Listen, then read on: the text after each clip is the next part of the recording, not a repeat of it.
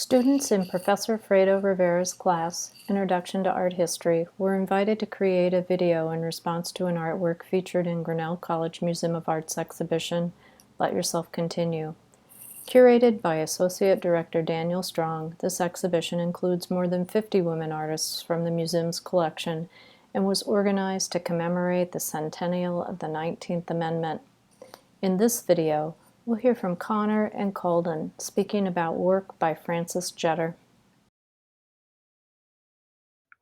We're here virtually with The Fat Man and Little Boy, a 2001 lina cut by Frances Jetter. Jetter is still an active voice in the medium of linoleum carvings, and her works frequently critique the military-industrial complex as well as the very notion of war. As you can see from her prior work, Arms, from 1980, Jetter has long been experimenting with blended military and human imagery. This work in particular creates an ambiguity between the central figure harnessing the bombs as extensions of his body and being pulled apart by them.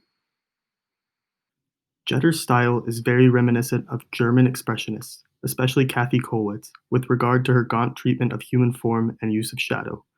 Unlike much of Kollwitz's work, Jetter often melds the themes of warfare and humanity by using bodily distortion.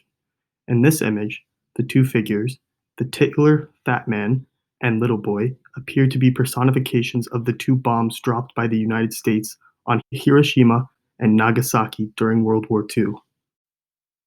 As we get closer, you can really see the degree to which the image's appearance of color and shadow are actually a result of its linoleum etching, rather than the artist's use of gray pigment.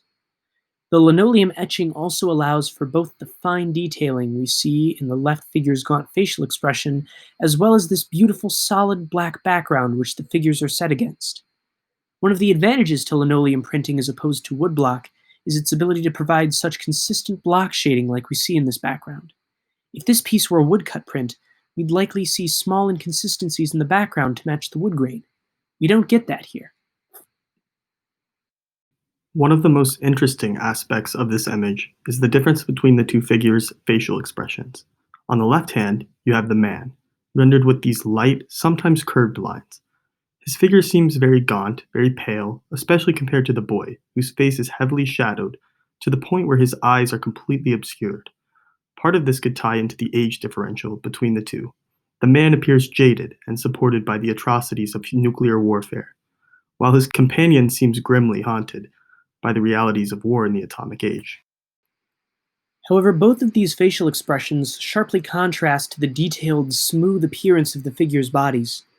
Jetter does a wonderful job at using textured lines to create the illusion of curved metal bomb casings. The figures' mechanical bodies sharply contrast with their human faces, illustrating the incongruity between the indiscriminate weapons of the modern age and the human beings who wield them. Overall, the work raises a lot of fascinating points by personifying these bombs and the tragic history around them. Jetter's use of form and technique helps convey the image's stark messaging with clarity and emotion.